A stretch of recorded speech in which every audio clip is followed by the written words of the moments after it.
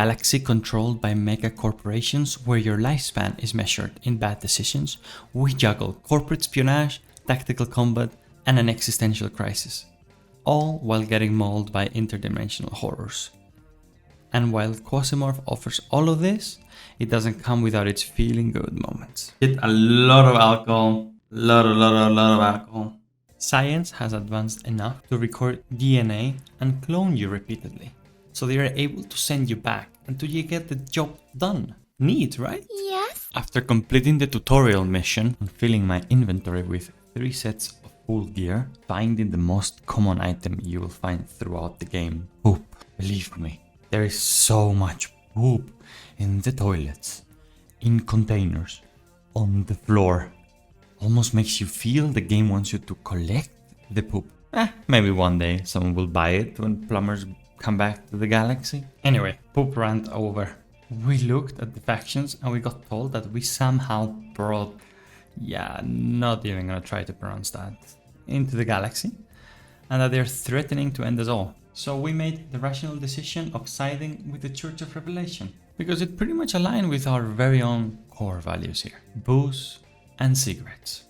And a cool looking golden seraphim armor down the line.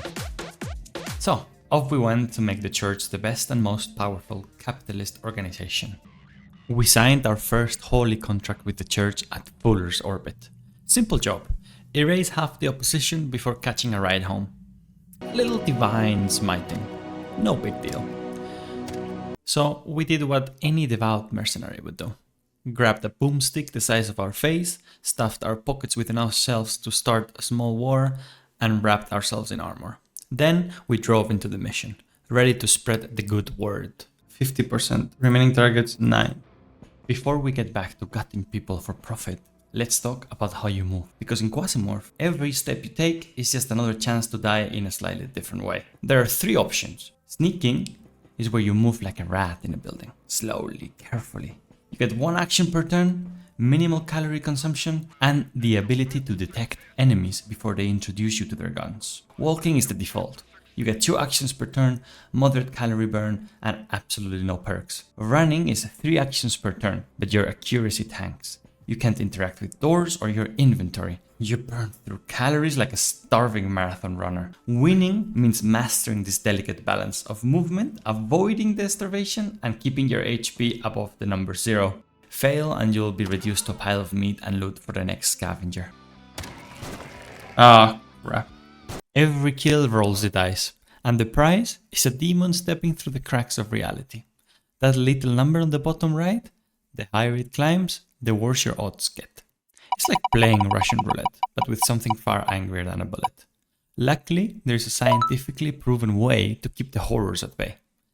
Drown your nerves with alcohol, flood your bloodstream with morphine, or smoke until your lungs look like deep space. Go for them. Yes. Oh, that was a risky door opening.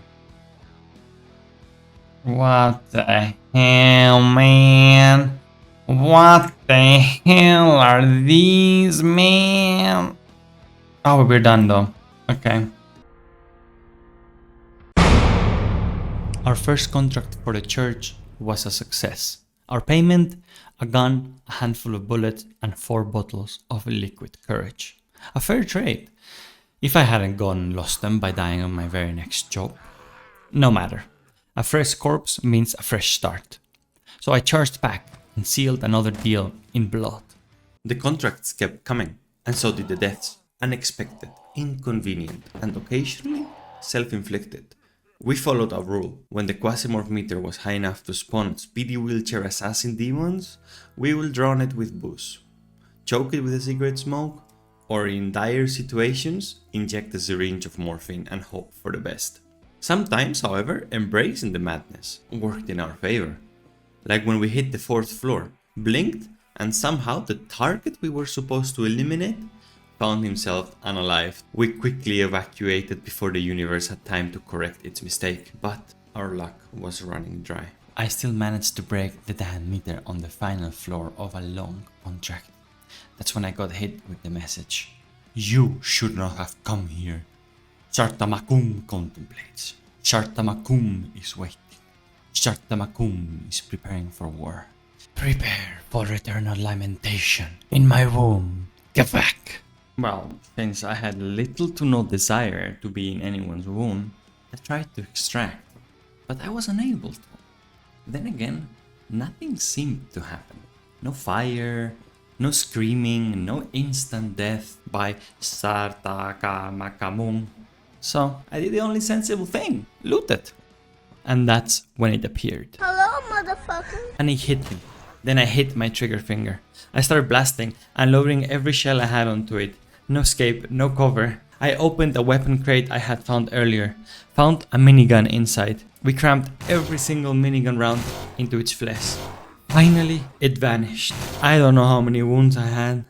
I was alive. With the monster gone, I limped to the evacuation.